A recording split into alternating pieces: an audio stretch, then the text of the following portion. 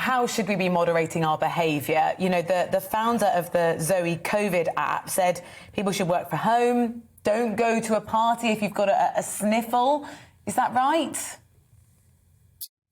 Well, I think, this is a question that's going to be asked for years to come. What is the new etiquette in terms of trying to stop people from picking up diseases? Well, obviously, in the UK for many years, we've had this sort of almost badge of honour of dragging ourselves into the office, even though we're feeling pretty terrible, whether it be with, a cold or even worse. I think people's perceptions of whether that's the right thing to do have changed dramatically over the last 2 years. So I think that is a question that people will be asking themselves. Not just with COVID, but in with flu and other seasonal respiratory infections for years to come. Of course, microbiologists such as myself, we have the luxury of focusing really just on the virus itself. Governments have to try and balance that with all the known harms that restrictions do, both economically and in terms of, for example, other health services.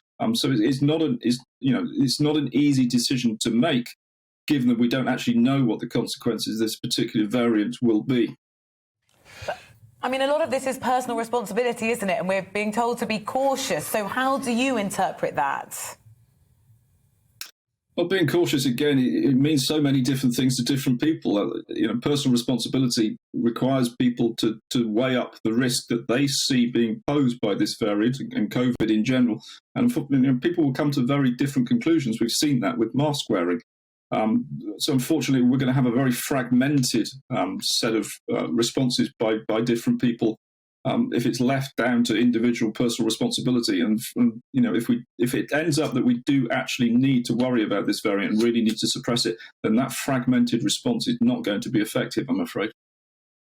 If you got an invitation today to a party tonight and you knew there were going to be 30 or 40 people there, would you go?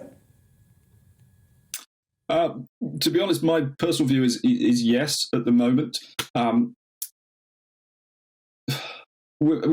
For many people, we've done as much as we possibly can. So I've double jabbed and waiting for my booster vaccination. I do think that actually boosters will be fairly effective at mitigating the very worst effects of this particular variant.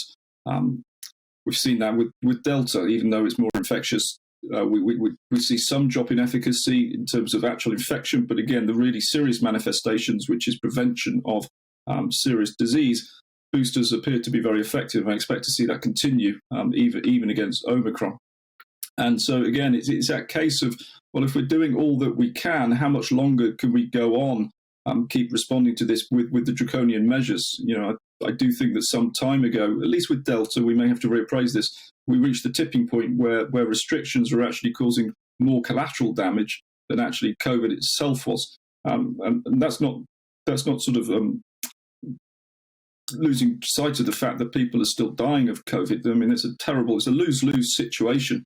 If we suppress the virus, we know we do other harms. If we unlock completely, then COVID can still do harms. It's a terrible situation to be in, and again, it's a constant balancing act that's almost impossible to do effectively.